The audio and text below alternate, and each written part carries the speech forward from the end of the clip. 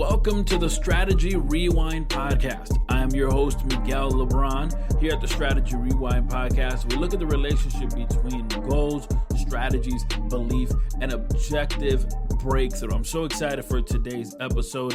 Hey, if we haven't met before, thank you for being connected here today. I am a father, a leader, an author, a strategy coach, and mentor, and I partner with individuals who have a goal but need a strategy. And in this podcast, we focus on the strategy to help you have a breakthrough moment.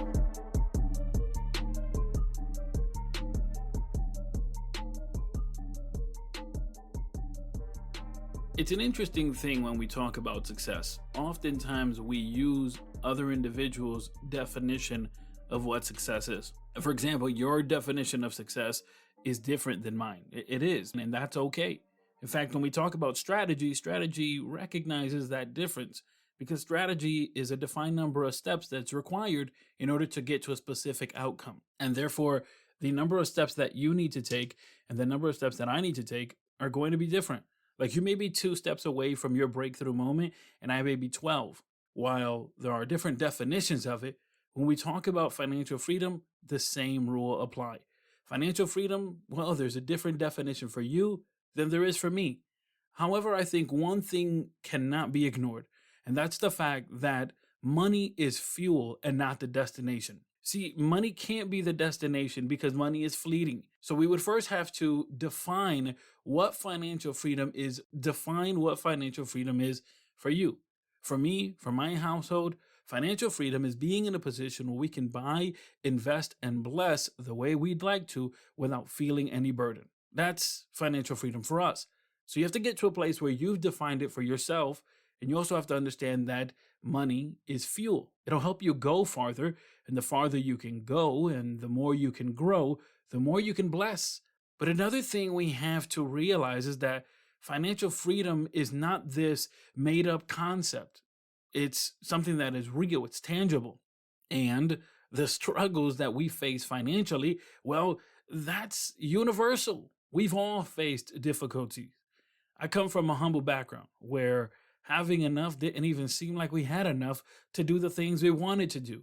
And yet this is not an isolated incident.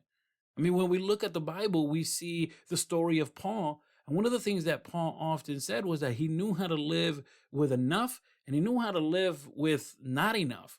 But he was sustained by the providence of God. Now, here's one thing. Regardless of where you are within your spiritual journey, there is something called the providence of God. That is that he has the ability to provide whatever we need, whether we need support, strength, a strategy, or financial freedom. He is able to provide it. The problem is oftentimes we take providence and make it into a lifestyle. Let me explain. The providence of God, I've seen it in my life. So I know what it is before getting married, having financial struggles. And even once we got married, my wife and I recently were reminiscing on where we just saw that blessing. We saw that strengthening. We saw that providence. The providence of God, when he supplies, when that blessing comes your way, when you don't see an exit and you say, whoa, I did not even anticipate how I was going to have enough to make everything work, and it worked out. That's providence working on your behalf.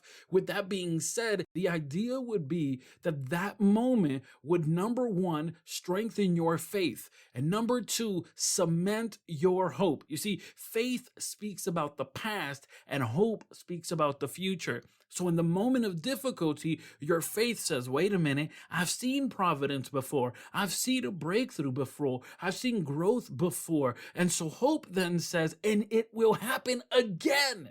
In that moment of providence, the objective is that these two things would be strengthened, and at the same time, the understanding of needing to learn how to manage the blessing is required. We have to understand that there are some actions that are required here from us. Now, there's a free mobile application that I use and I would encourage you to use. It is made by Intuit. Intuit are the same individuals, the same company that made TurboTax. So if you're familiar with TurboTax, you should be familiar with Intuit. They have an application called Mint, M-I-N-T. Mint is a free mobile application you can download for your Android or iOS. Let me let you know they are not paying me to say what I'm saying. I'm sharing this with you because it is a tool that I use in my personal life.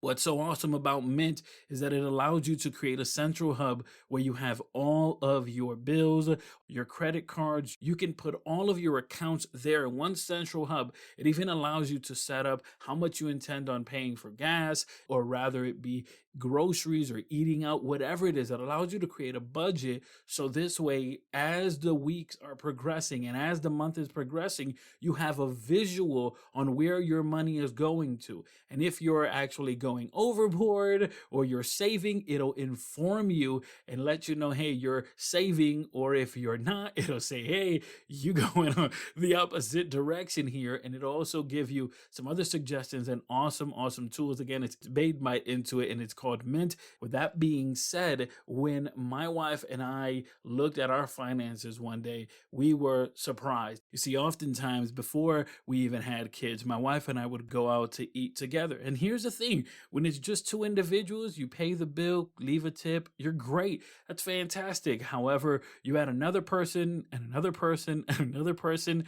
We got three daughters, ladies and gentlemen. So, you add all that bill together. And plus, when they're little, you may have them share a meal, but after a while, they'll start letting you know, I want to eat my own food. The bill just becomes more than what you originally anticipated. And that happened to us. And one of the things that took place was when the pandemic began to actually occur and the lockdown took place, we obviously couldn't go anywhere. And so that actually allowed us to begin to save more because we obviously broke that routine of actually going out to eat.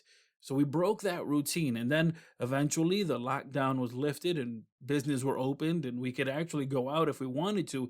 But at that point, we had already created the routine and now we were aware of where our funds were going. So we were able to regain control over our finances.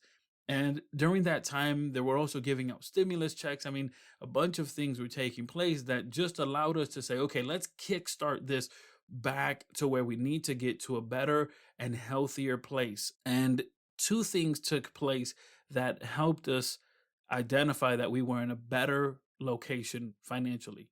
First, we were working on a project, and part of the project, my brother and we started, but I decided to outsource the project ultimately.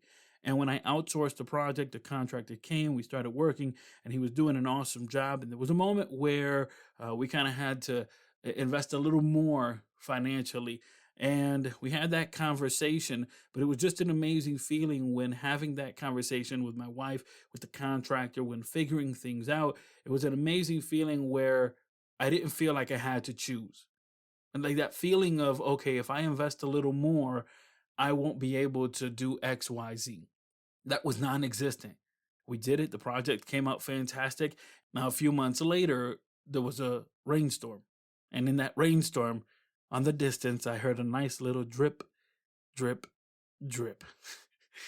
And it was because my ceiling was leaking. You see, my roof needed to be replaced. Yes, yes, yes. Home ownership. But here's even just amazing feeling when we were able to pay that cash. Listen, I'm not against credit cards. I have credit cards. You can use your credit cards. We've paid off credit cards, we've paid off card notes, we've been able to reduce our debt dramatically, and it all started when we began to define financial freedom for us. So strategies that I'm providing here you today is that you would figure out where you are, because again, that's what strategy is, right? Strategy is knowing where you are and how many steps are required to get to where you want to get to. Which, by the way, the snowball debt effect is an amazing concept, which is that you start with the lowest bill and then you work your way up. The idea behind this is that you would create momentum. So number one, understand that money is fuel and not the destination. Number two, define financial freedom for yourself. Number three, embrace providence. It's a wonderful thing. But if you're continuously having providence in financial side, then you may not be able to see providence in other areas in your life. Now, let's move the conversation forward. To do so today, I'm bringing in a financial coach. Her name is Ivelisse Gonzalez. Ivelisse, thank you so much for being part of the program. For those who aren't familiar with the things you're doing, let them know about yourself. Thank you, Miguel. Thank you for having me here today. I'm very excited to be here. Like you said, my name is Ibelis Gonzalez, and I'm the founder of Genesis Coaching and Consulting Group. My goal with Genesis is to help families develop a healthy relationship with money, decrease debt, and protect their financial future. I think that finances is something that it's very important for everybody to talk about, to everybody have more knowledge and more education, and yet it's still a taboo, especially in the Latino community. I don't know about you, but when I was growing up, there was like three things that you don't talk about. You don't talk about religion, you don't talk about money, and you don't talk about politics. There are so many moments when the market has crashed. 2018, 2015, 2008, even as early as March 2020. And if anything we learned through the pandemic and what took place there is that literally anything could happen. And so it's important to have a safety net. It's important to have some form of financial freedom. Let's start there. How could we define financial freedom? What strategies could you give us in order to do so? To me, financial freedom is a term that it's very personal. And I tell people that it's whatever it is that you're comfortable with. Okay. So financial freedom is for you to be in a space where you don't have to think about money. That's financial freedom, where you could do things without thinking about money, without having that financial worry, it behind your head. That could look like, for someone to have enough money to pay $800, card note, and for some other people is, no having no debt at all. It's very personal, and that's something that I talk to my clients about. This is a personal journey. I know that we put a lot of information out there. There's a lot of information on social media. If you follow any financial advisors, we give out a lot of information. And yet, I always say, don't try to follow a cookie cutter, pattern, because again, it's very, very personal. It's depending on your goals. It depends on, how much income you're making. It depends on what you want to do with with your money. For some people, having financial freedom means being able to provide for the house and being able to give out to charity. And until they're not able to give out to charity, they don't feel like they have financial freedom. And for other people, it's just like, I'm providing for my family. I have, an extra $100 to go to the movies every month. I'm good. It's very personal. You talk about having a healthy relationship with finances. And unfortunately, sometimes we can get a raise or we can get a bonus and we think we deserve certain things, right? We've worked for it. I deserve it, is what we tell ourselves. Well, let's talk a little bit about that healthy relationship in those moments. How could we do that? Give us some strategies that we can implement even in those moments of providence. I think that your financial status, or your relationship with money, it's very much tied to your personal development. The fact that it's not really how much money you make, but it's about your mindset, about your behavior with money. You could have someone that's making six figures. You could have someone making $100,000 a year, and yet they still live paycheck to paycheck. And you could have someone that's earning half, and they're in a better position financially because they're not living paycheck to paycheck. So it's really about your mindset, and about your personal development. I always tell my clients that even if I had a magic wand and eliminate all of their debt and put, $15,000 on their bank account, if they don't work on their personal development, 2 years from now, they're going to find themselves in the same position that got them in front of my door. So a lot of reading, a lot of mindset shifts, following podcasts, really, really working on time management, and self-control is important. So work on those skills, develop time management, self-control, and all of these skills that are going to help you develop a healthy relationship with money and how to manage this income in the blessing that God is giving you. You know, oftentimes people will talk about a friend or a relative or a neighbor, and they'll say, I have no relationship with that person. The truth is that we do have a relationship. It may not be the most healthiest relationship, but we have a relationship. And with money, it's the same. We either have a good relationship or we don't. Yes, yes, I completely agree. And that's a very good analogy. In order for you to have a good relationship with money, you have to communicate with money. Communication is part of a relationship. And I think that the way we communicate with money is having that budget. You do have a relationship with money. One of the things that I always say is, develop a budget. And unfortunately, a budget, it's something that people say, no to immediately, because for some type of reason, people believe that budgets, it's the equality of not having enough money. But let me tell you a secret, every millionaire out there has a budget. Every millionaire out there has a budget. And a budget is just a simple tool that it's going to help you know where your money is going. And once you have this budget in place, now you're going to be able to have a better relationship with money, because when you start your budget, it really, really open up your eyes. I remember many years ago when I started working on my budget, I thought that, Miguel, that, I don't necessarily need a budget. My husband has a good career. I have a good job. Back then, I had my own business as well as a daycare provider. And like, I have my own business. Everything is fine. Everything is good. And then I did a budget and I realized that I was spending $300 on a weekend on food on a weekend on the weekend, like 2 days. I spent $300 going out to eat. I'm like, this cannot be it. I always tell my clients a budget is not to limit yourself. A budget is so you could tell your money where it's going. So at the end of the month, you're not wondering where it went. Evilise, thank you so much for being part of the program here today and for bringing those awesome strategies on how we can all get a little bit closer to financial freedom and a healthy relationship with our finances. For those individuals who are listening and want to team up with you and the Genesis Coaching and Consulting Group, let them know how they can do so. So you can follow me on social media. You can find me on social media on Facebook, Genesis Coaching and Consulting Group, as well as on Instagram, the same way, Genesis Coaching and Consulting Group.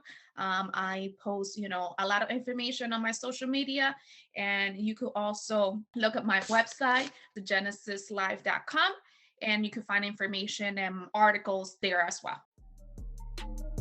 I want to take this moment to thank everyone who has been connected here today. Thank you.